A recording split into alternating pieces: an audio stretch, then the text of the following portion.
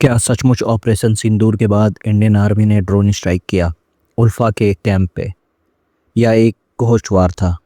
तो घोस्ट था कौन?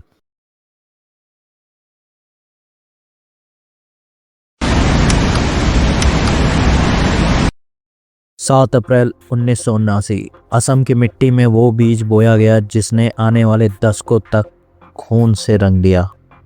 रंगघर, जहां कभी अहोम राजाओं की शान गूंजती थी, उसी जगह पर 5 युवाओं ने कसम खाई, अब आसाम भारत का हिस्सा नहीं रहेगा। और उनके नाम अरविंद राज खोआ, प्रदीप गोगोई, अनूप चेतिया, परेश बरुआ, भीमकांता बरगोए। आगे के लिए ये 2 नाम जरूर याद रखिएगा। जून 1979 में एक गुप्त बैठक होती है। यहाँ निशान, झंडा, संविधान की बात होती है। 1980 उल्फा ने पहली बार आक्रामकता दिखाई, कांग्रेस के पॉलिटिशियन को निशाना बनाया, चाय के विदेशी कारोबारियों को नुकसान पहुंचाया, तेल कंपनियों को नुकसान पहुंचाया। उल्फा का संदेश साफ था, असम हमारा है, बाकी सब दुश्मन। 1985 को असम में एजीपी पार्टी की सरकार बनी, लेकिन इस दौरान उल्फा और भी खतरनाक हो गया था। हत्या, अपहरण, फिरौती। उल्फा अब जंगलों से निकल के शहरों में आ गया था। हर साल उल्फा और खतरनाक होता जा रहा था।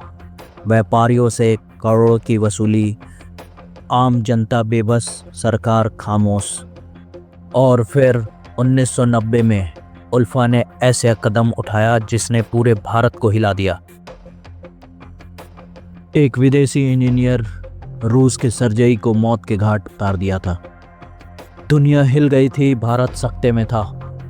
भारत की संप्रभुता अब खतरे में थी। 1979 से 1990 तक उल्फा ने असम को खून और डर के सिवा कुछ नहीं दिया। लेकिन सवाल यह है, क्या उल्फा का सफ़र यहीं ख़त्म हुआ या असली खेल अभी बाकी है? 28 नवंबर 1990 भारतीय सेना ने उल्फा को कुचलने के लिए सबसे बड़ा ऑपरेशन शुरू किया, ऑपरेशन बजरंग। नेतृत्व कर रहे थे 4 corps commander lieutenant general Ajay Singh, जो आगे चलकर असम के राज्यपाल भी बने। उल्फा के लिए ये शुरुआत थी मौत की घड़ी की, लेकिन ये तो बस पहला वार था। सिर्फ एक दिन बाद 29 नवंबर को आसाम में राष्ट्रपति शासन लागू हुआ। आसाम को डिस्टर्ब्ड एरिया घोषित किया गया।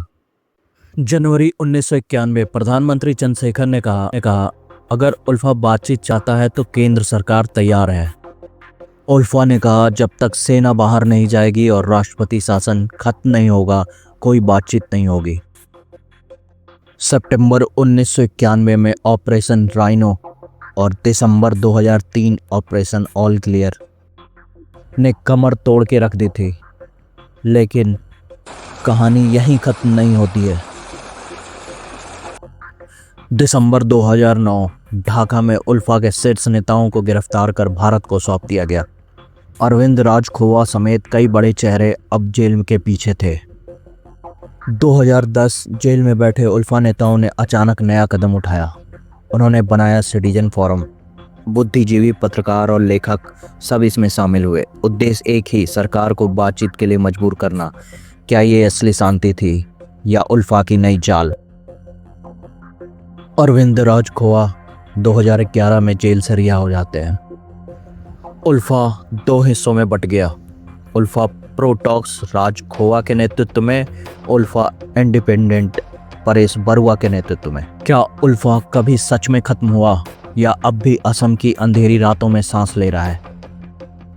2017 उल्फा आई ने सीधा वार किया। असम में एक बीजेपी नेता के बेटे को अगवा कर लिया गया। संदेश साफ था, उल्फा आई अब भी जिंदा है और उनके पीछे छिपी ताकतें और भी बढ़ी। लेकिन ये ताकतें कहां से आ रही थी? जांच एजेंसियों ने खुलासा किया, चीन और पाकिस्तान के खुफिया नेटवर्क आईएसआई उल्फा आई को गुप्त रूप से सपोर्ट कर रहे थे। 2019 उल्फा आई ने सेना के काफिले पर हमला किया। भारत ने तुरंत जवाब दिया। ऑपरेशन हॉट परस्यूट लॉन्च कर दिया गया था। इंडियन फोर्सेस ने ऐसा हमला बोला कि दुश्मन को संभलने का मौका तक नहीं मिला। हर ओर सिर्फ गोलियों की गूंज, धमाकों की गड़गड़ाहट और खून से सनी जमीन। –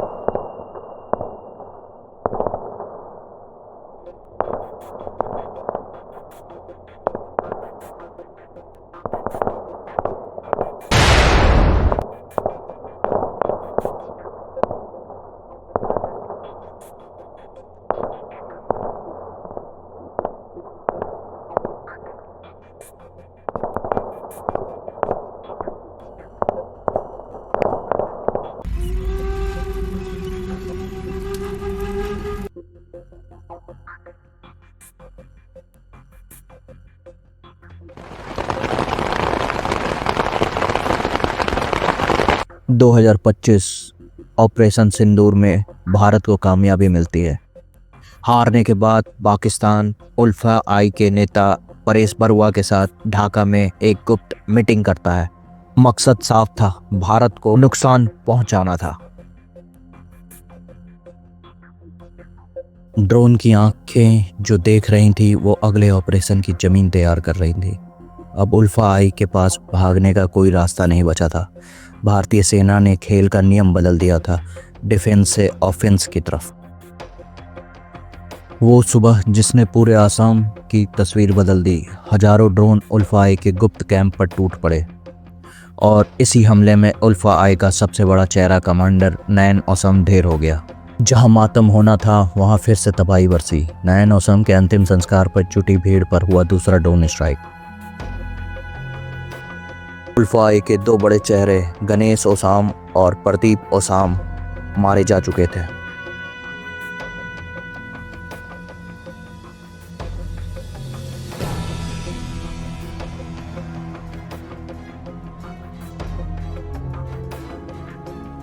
उल्फा आई ने प्रेस रिलीज जारी कर इस खबर की पुष्टि की।